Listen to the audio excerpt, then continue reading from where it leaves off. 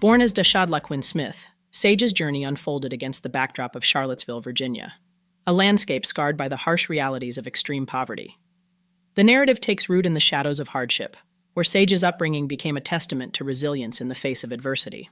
The matriarchal figure in her life, her grandmother Lolita Miss Cookie Smith, shouldered the responsibility of shaping a future for Sage amid the challenges that lurked in their impoverished community. In the crucible of youth, Sage's existence played out within the confines of the Garrett Square housing projects, a realm hemmed in by the cold embrace of a newly erected wrought iron fence. This metallic boundary transformed the neighborhood into a metaphorical prison, encapsulating the struggles and limitations faced by its residents. A symphony of constraints echoed through the corridors of Sage's formative years. As fate orchestrated its moves, Miss Cookie, Sage's stalwart guardian, orchestrated a shift to another enclave within the same vicinity, a neighborhood with its own tales to tell. Here, Sage's path intertwined with that of Shakira Washington. In the midst of their shared reality, Sage and Shakira forged a bond that transcended friendship, laying the foundation for a connection that would become an integral thread in the intricate tapestry of Sage's unfolding narrative. Sage's identity evolved as she became a young adult, and that's when a pivotal moment unfolded. While still identifying as his born male identity, Dashad, Sage, burdened with the weight of a heavy secret, approached Miss Cookie with a revelation, urging her not to be disheartened. "Grandma, I'm gay," she confided, laying bare a truth that resonated deeply within. Miss Cookie, a pillar of strength, responded with a knowing gaze, affirming, "You aren't telling me anything that I don't already know." This intimate exchange marked a poignant chapter in Sage's journey toward self-discovery. As the sands of time continued their relentless march, Sage's understanding of her identity transcended the confines of a gay man. The metamorphosis unfolded, and Sage emerged as her true self, a transgender woman. The transition from Dashad to Sage marked not only a change in nomenclature, but a profound evolution, a manifestation of authenticity. Sage, navigating the turbulent waters of academia, etched her name in the annals of family history by becoming the first to graduate from high school. The journey, however, wasn't devoid of challenges. A short stay in foster care, a testament to the complex dynamics of her family life, led to Sage's return to her mother, albeit deemed to be unfit at the time. The state, acknowledging Sage's need for autonomy, facilitated her move to an apartment, a space where newfound freedom intertwined with the pursuit of her dreams. In this crucible of self-discovery, Sage, with a nimble touch and artistic flair, found solace and purpose. Braiding hair from her sanctuary, she concurrently pursued cosmetology classes and lent her skills to a local salon. The echoes of Sage's resilience reverberated through her newfound independence. Amidst the backdrop of her own space for the first time in her young life, Sage opened her doors to childhood friends Shakira and Aubrey Carson, forming a chosen family that shared not just physical space, but a collective journey of growth and camaraderie. This tableau, painted with the hues of identity, resilience, and chosen bonds, stands as a testament to Sage's indomitable spirit in the face of life's unexpected twists and turns. Within the walls of the Dollhouse Mansion on Harris Street, a sanctuary of shared camaraderie unfolded, where Sage and her friends reveled in their newfound freedom. Painted in hues of pink, the mansion became a sanctuary for shared moments and whispered confidences. The escapades ventured into the clandestine realm of parties that discreetly catered to men, a secret world where friendships blossomed amidst their pink-painted walls. In the heart of their shared abode, the friends crafted a code of safety and communication. Nights were adorned with gatherings, where connections were forged, sometimes for pleasure, sometimes for profit. Text messages served as the safety net, ensuring that each member of the group remained informed and protected. In the dance of clandestine liaisons, an intriguing incident unfolded that showed Sage's enduring concern for her friends. As recounted by Shakira, a local UVA professor once beckoned her to his house. In the shadows of secrecy, Sage, ever the guardian, lurked outside in the bushes. A soft knock on the window, a silent reassurance. Sage stood sentinel, watching over her friend to ensure the situation remained secure. While Sage had become much more comfortable with herself and was open about her transgender identity, a pivotal moment emerged in November 2012. Sage took to social media on November 9, 2012, 11 days before she vanished. The gender on her Facebook profile underwent a transformative shift, proclaiming proudly, "I am a girl now #respect it." In a message directed at a family member on November 18th, Sage declared her truth. "Look, I am transitioning, and I am your niece." The digital record of Sage's life resonates as a testament to a journey of self-discovery, courage, and the relentless pursuit of authenticity. In the days that followed, the looming shadows of mystery would cast their pall over the vibrant hues of the dollhouse mansion, leaving behind questions that echo through the corridors of time. A chilling revelation emerged from messages on her Facebook page in March 2012. A stark warning cut through the virtual realm, advising her to watch her back due to unfinished business on the streets, an ominous consequence of Sage reaching out to the wife of a past liaison. The message whispered of a potential threat that lingered on the periphery of her world. Another facet of Sage's online presence unveiled a practice that stirred caution among her friends: casual encounters ads on Craigslist. A realm fraught with uncertainty, these connections became a focal point in the search of Sage's interactions. It's within these virtual corridors that the paths of Sage and Erik McFadden are believed to have crossed, marking a nexus that would later play a pivotal role in the unfolding mystery. The day of Sage's disappearance, November 20th, 2012.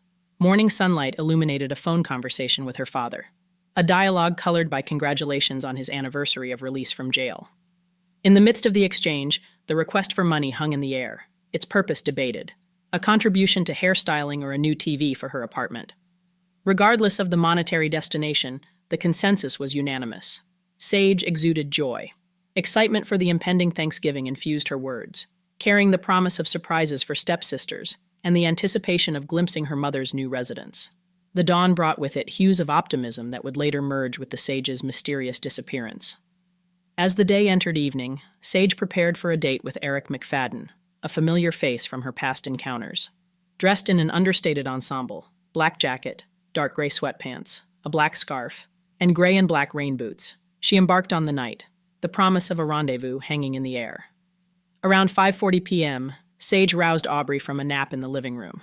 A brief exchange unfolded, where Sage disclosed her plans to meet a man, and assured Aubrey of her return later in the evening.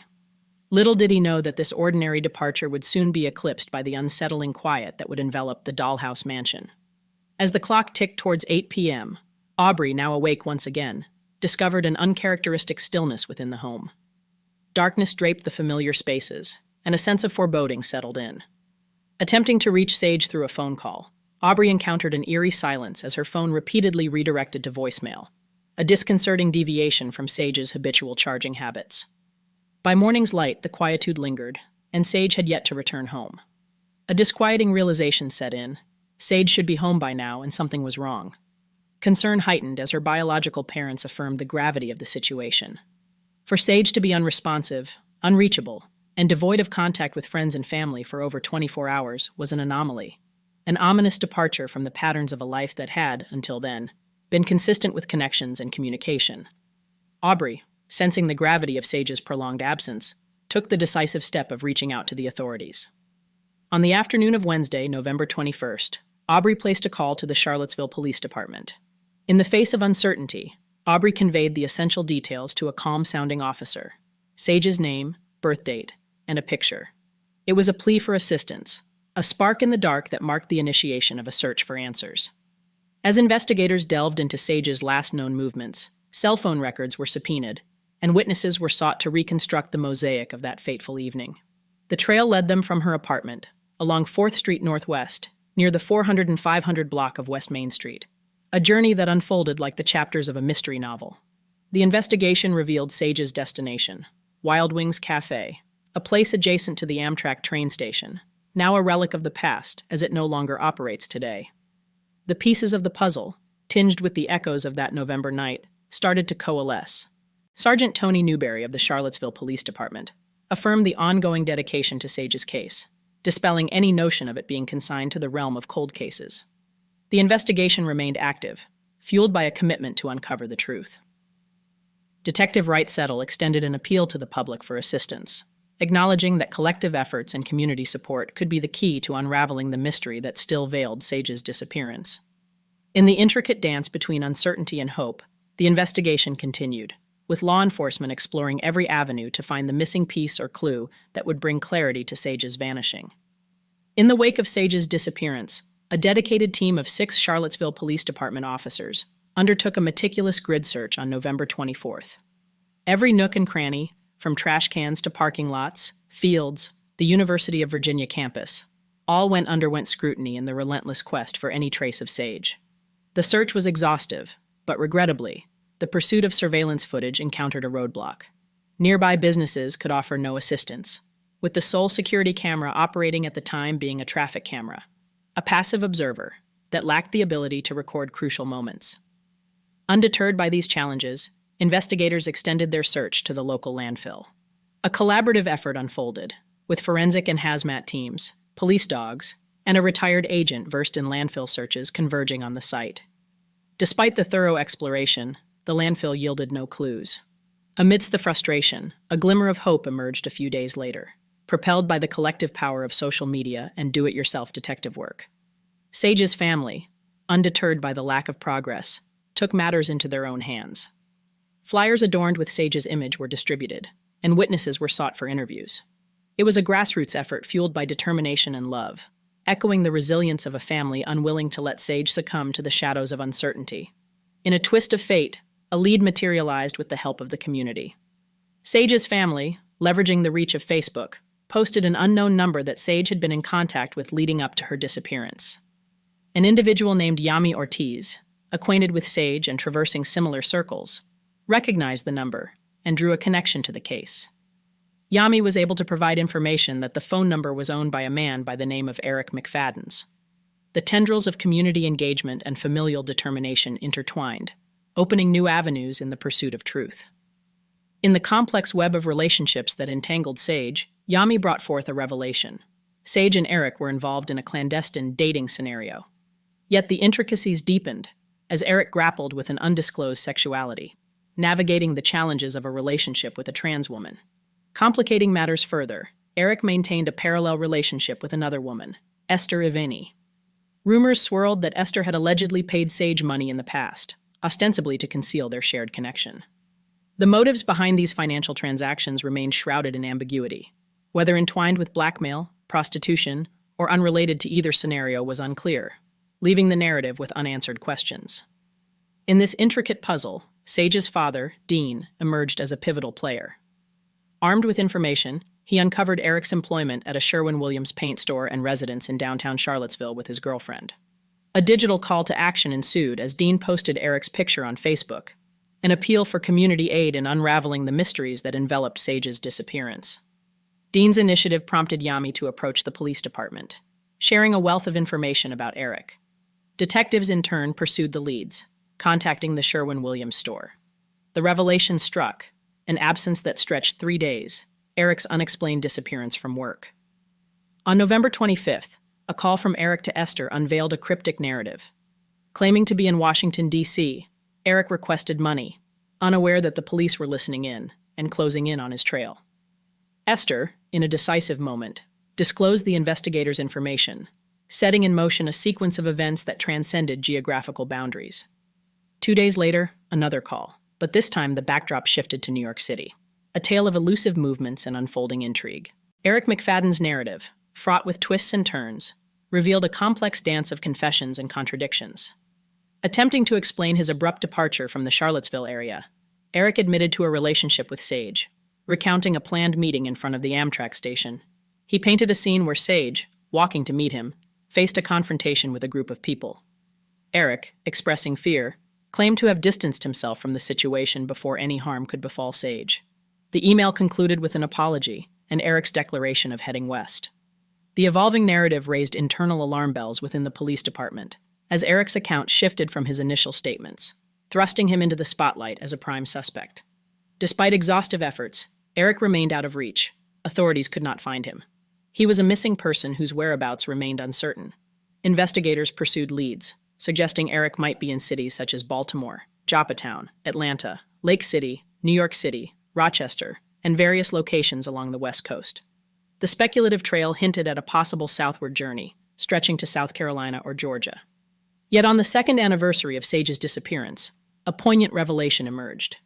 Police, citing Erik's lack of car ownership and residence in a densely populated area, cast doubt on his potential involvement in the crime.